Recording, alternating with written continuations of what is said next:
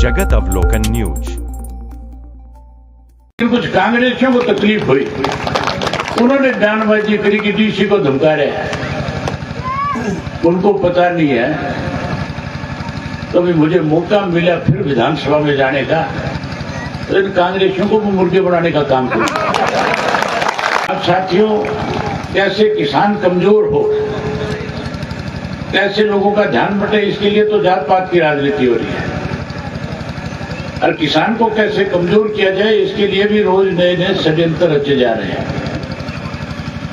पिछले दिनों बारिश ज्यादा हुई, उसकी वजह से किसान की फसल खराब हुई, खेतों में पानी खड़ा हो गया।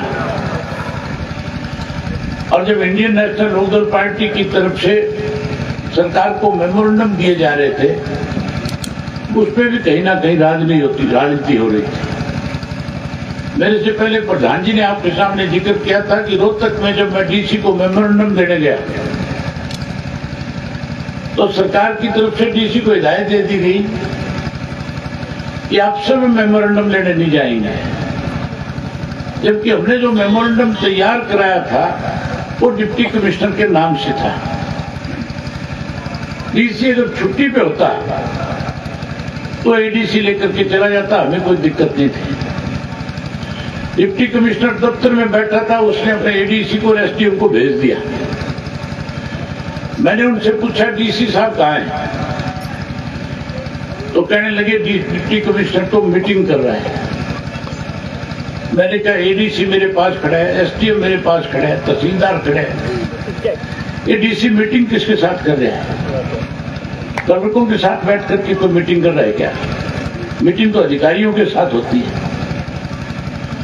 मैंने कहा मैं डीसी के नाम मेमोरेंडम लेकर के आया हूं, ये किसान का सवाल है, ये कोई केवल इंडियन नेशनल लोकदल पार्टी का मेमोरेंडम नहीं है।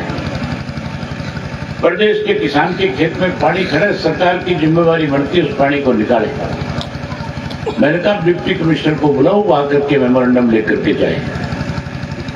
उसमें भी कांग्रेस के लोगों को तकलीफ हुई, जहां सरकार वालों को तकलीफ होनी चाहिए थी, वे हमारे डीसी को धमकाया।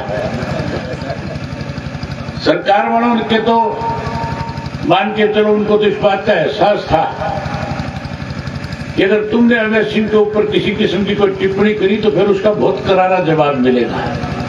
और उन्होंने मेरे जवाब विधानसभा में मेरे से सुन भी रखे। लेकिन कुछ कांग्रेसियों को तकलीफ हुई, उन्होंने बयानबाजी करी कि डीसी को धमका रहे हैं। उनको पता नहीं है तो भी मुझे मौका मिला फिर विधानसभा में जाने का, तो इन कांग्रेसियों को भी मुर्गे बनाने का काम किया। इन कांग्रेसियों ने भारतीय जनता पार्टी की सरकार इस प्रदेश में बढ़ाने का काम किया। आज जब मैं उनकी पोल खोलता हूं तो फिर उनको बहुत बड़ी तकलीफ होती है। मैं आपसे पूछना चाहता हूं, ये तीसरी बार बीजेपी की जो सरकार बनी है, किसने बनाई है? किसने बनाई? जोर से बोल के बताइए। इन बाप बेटा ने बनाई दोनों। और आज भी हैरानी की बात है, जब संदीप जैसे साथी इंडियन नेशनल लोकदल पार्टी को ज्वाइन कर रहे हैं, अपने गांव में जब कार्यक्रम रखते हैं तो फिर लोगों को रोकने का प्रयास करते हैं। मैं घरी सभा में कह करके जाता हूं, हर महीने कलोई में एक गांव में एक कार्यक्रम करने आऊंगा और इनकी पोल खोल करके जाऊंगा।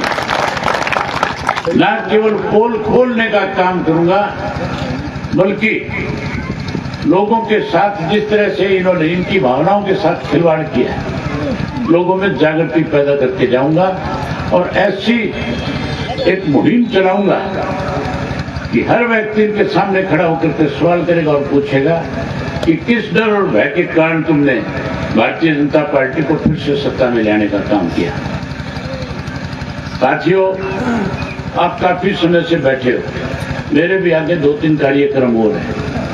मैं एक बार फिर संदीप के सब साथियों का बहुत स्वागत करता हूं, अभिनंदन करता हूं और आप सबका भी आभार व्यक्त करता हूं। इतने काम के समय में इतनी बड़ी संख्या में आप आए, आप सबका बहुत धन्यवाद। जय हिंद, जय हरियाणा। आप गोद में लिए हो, आपको लोही चौधरी अभय सिंह चौटाला जिंदाबाद।